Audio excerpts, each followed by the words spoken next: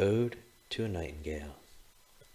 My heart aches and a drowsy numbness pains my sense, as though of hemlock I had drunk, or emptied some dull opiate to the drains. 1 minute passed, and Lethe-wards had sunk. 'Tis not through envy of thy happy lot, but being too happy in thy happiness, that thou, light-winged Dryad of the trees, in some melodious plot of beechen green and shadows numberless, singest of summer in full-throated ease. Oh, for a draught of vintage that hath been cooled a long age in the deep-delved earth, tasting of Flora and the country green, dance and Provençal song and sunburnt mirth.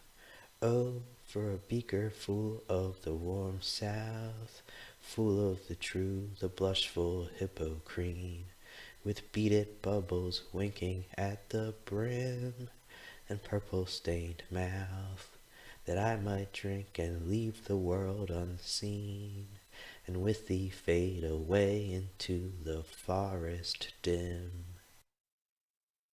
Fade far away, dissolve and quite forget what thou amongst the leaves hast never known, the weariness, the fever, and the fret. Here where men sit and hear each other groan, where palsy shakes a few sad last gray hairs, where youth grows pale and spectre thin and dies, where but to think is to be full of sorrow and leaden-eyed despairs, where beauty cannot keep her lustrous eyes, or new love pine at them beyond tomorrow. Away, away, for I will fly to thee, not charioted by Bacchus and his pards, but on the viewless wings of poesy.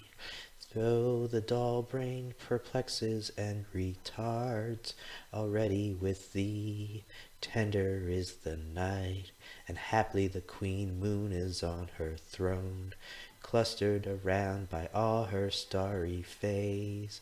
But here there is no light, save what from heaven is with the breezes blown through verdurous glooms and winding mossy ways. I cannot see what flowers are at my feet, nor what soft incense hangs upon the boughs, but in embalmed darkness guess each sweet, wherewith the seasonable month endows the grass, the thicket, and the fruit tree wild, white hawthorn, and the pastoral eglantine, fast fading violets covered up in leaves, and mid-May's eldest child, the coming musk rose full of dewy wine, the murmurous haunt of flies of summer eves. Darkling I listen, and for many a time I have been in love with easeful death, called him soft names in many a mused rhyme, to take into the air my quiet breath. Now more than ever seems it rich to die, to cease upon the midnight with no pain, while thou art pouring forth thy soul abroad in such an ecstasy. Still wouldst thou sing, and I have ears in vain, to thy high requiem become a sod. Thou wast not born for death, immortal bird, no hungry generations tread thee down.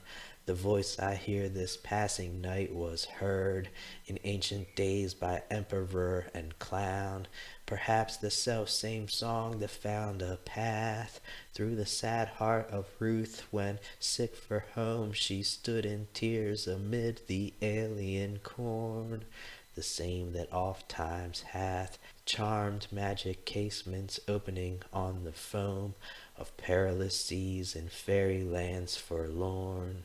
Forlorn, The very word is like a bell to toll me back from thee to my sole self. Adieu, the fancy cannot cheat so well as she is famed to do, deceiving elf. Adieu, adieu, thy plaintive anthem fades past the near meadows, over the still stream, up the hillside, and now 'tis buried deep in the next valley glades. Was it a vision or a waking dream?